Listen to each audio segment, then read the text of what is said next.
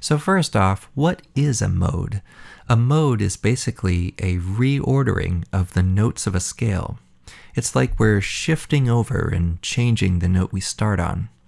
For example, let's consider a G major scale. Normally, we would play the scale starting on G, and almost all the notes are natural, and we have only one sharp, this F sharp. Great. So what would happen if we play this scale starting on the note A instead of G? And we'll end on A as well. So the G major scale starting and ending on A.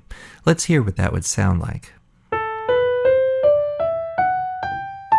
So this is a mode, and we say that it's the second mode of the G major scale because it starts on A, the second note of G major.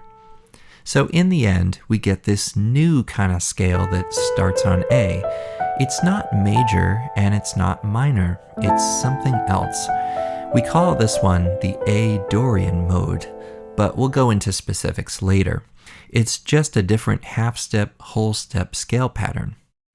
Let's look at one more example, and this one might be more familiar.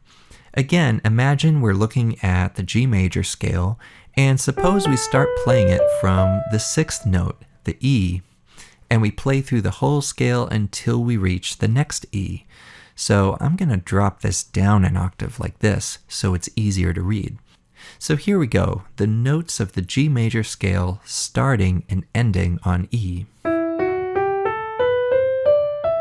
Hey, wait a minute. This sounds like an E minor scale, and in fact it is. It's also the sixth mode of G major, because we started on the sixth note of the G major scale, E, and we call this one the Aeolian mode. More on that later.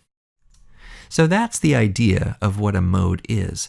We take a scale, and by changing the starting and ending note, we can create a new type of scale with its own half-step, whole-step pattern. In this way, sometimes I think of a mode like a permutation of a scale. And all the modes have these Greek-sounding names because historically they were named after regions in and around ancient Greece. And when we write music with a mode, we call it modal music, just so you know. Theoretically, you could explore the modes of any scale, but in this course, we'll be looking at the modes of the major scale. Those are pretty common and very useful to learn. In our next video, I'm going to show you a faster way to access these modes.